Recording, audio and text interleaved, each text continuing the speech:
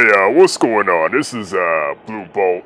I'm back with another video, and I watched a little bit. I know I said I don't watch Undisputed, but I watched a little bit of a segment when they had said something about Clyde Drexler, him being jealous of Mike. Well, it wasn't that. It was saying something like he wasn't, excuse me, he wasn't very appreciative of how he was portrayed in the Last Dance documentary. And he made a statement. He made a statement saying, it's a team, end of the day, it's a team game. It's no one guy can win a world championship. No one guy can win a title without significant amount of good players on their team.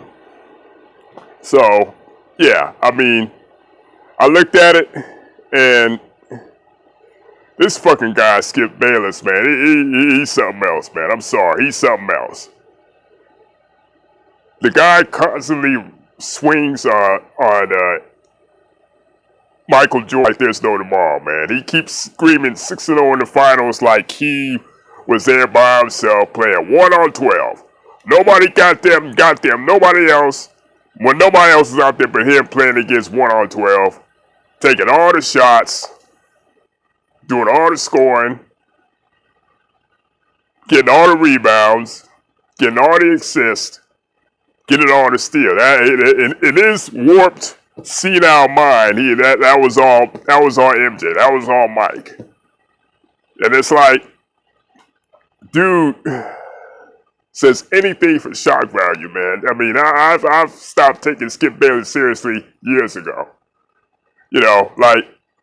This guy, all this trolling, all this poking at certain athletes, all this backwards psychoanalysis and going against the grain and, just being a contrarian and all that crap. He's been doing this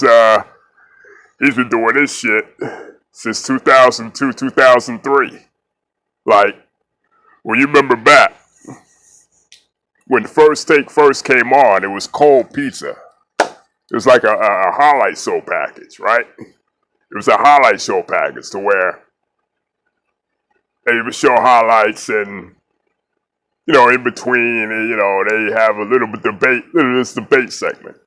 And even then, he would debate somebody like either Woody Page or maybe an athlete like, who was on ESPN back in the day?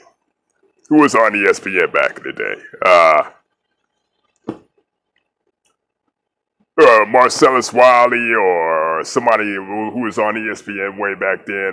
He would debate somebody like a Marcellus Wiley. I know Stephen A.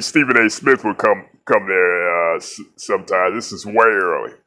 Cold pizza, but mostly it was him and Woody Page going back and forth. And even then, this guy was saying off-the-wall comments and taking snide shots at players past and present in any kind of sport.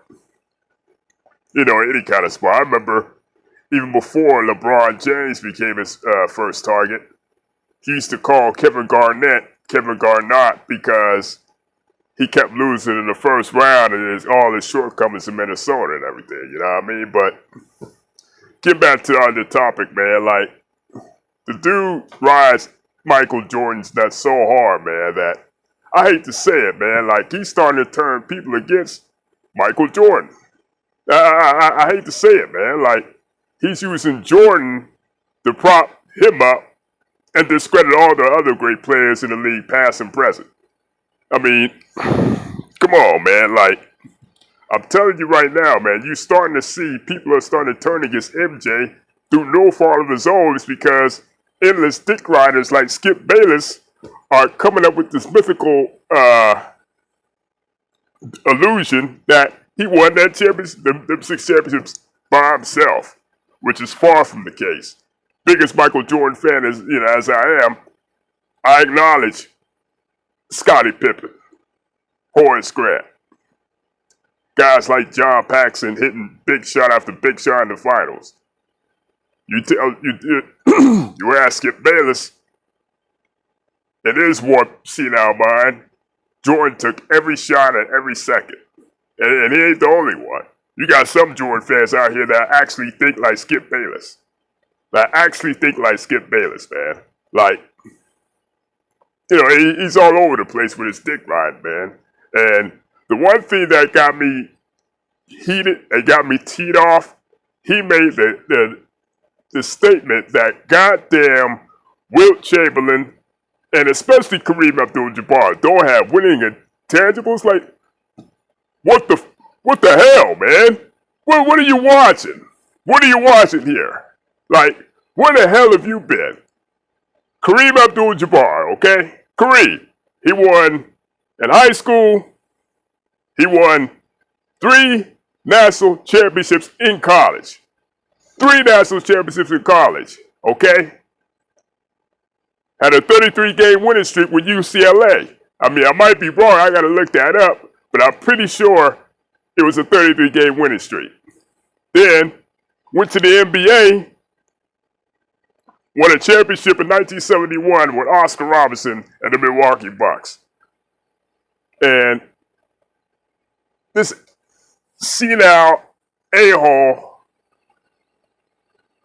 gonna make the statement that he didn't have winning intangibles. He didn't win anything, you know, which is true.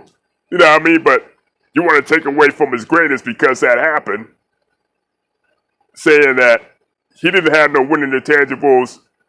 Showtime Lakers was all Magic Johnson. If I had the most asinine BS comment I done heard this senile dude made, man. Like, I'm telling you now, man. And then getting to Wilt Chamberlain, okay? Wilt Chamberlain, he was putting up astronomical numbers even during that era. And yeah, I know people going to say that, oh, he only played against like 9 or 10, 11, 12 teams. I mean, you only play the competition that's in front of you. It'd be one thing if he was playing them and he wasn't putting up those numbers, but he was putting up astronomical numbers in that era. And you see why the only team that could contend with him was the Boston Celtics. You know, if it hadn't been for the Boston Celtics, you know, in that dynasty, you know, we might be sitting here with Wilt with a couple more championships. I'm confident about that. I'm confident about that, man. Like, this dude Skip Bayless is all over the damn place, man. And I don't see how this dude is even on TV, man. Like, he basically flunked as a journalist because he started to believe his own hype. He had a book back in the day about Troy Aikman and Dallas Cowboys or something and everything, to where he accused Troy Aikman of being gay, of being a faggot.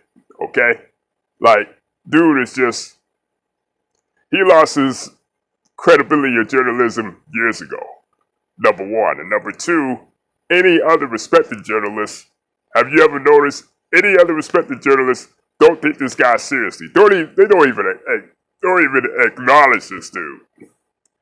Like, you notice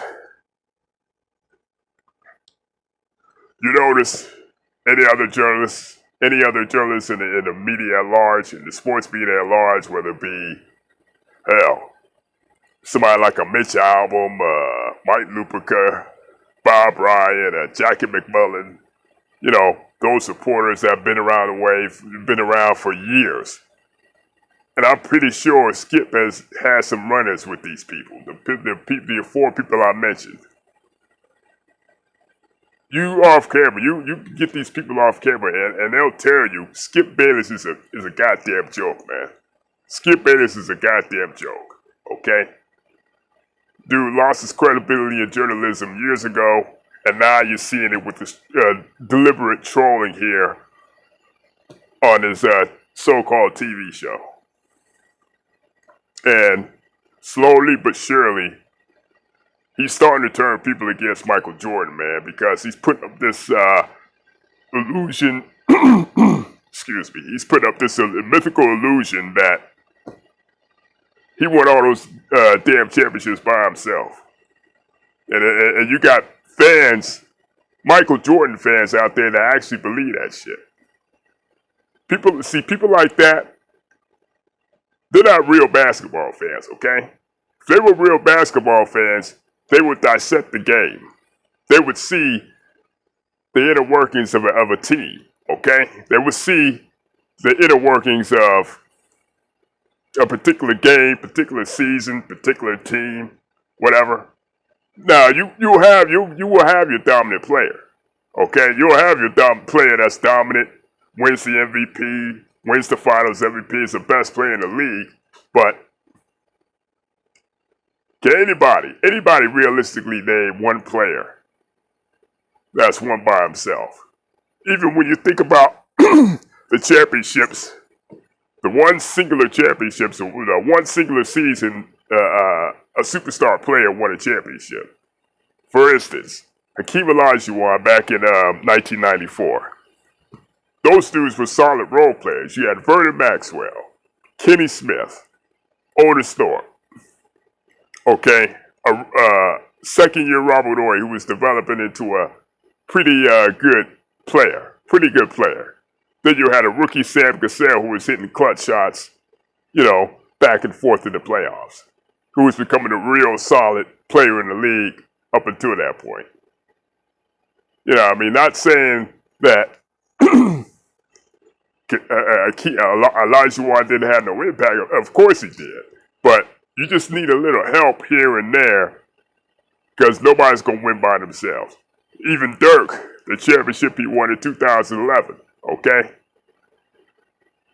Jason Terry, Shawn Marion, Tyson Chandler.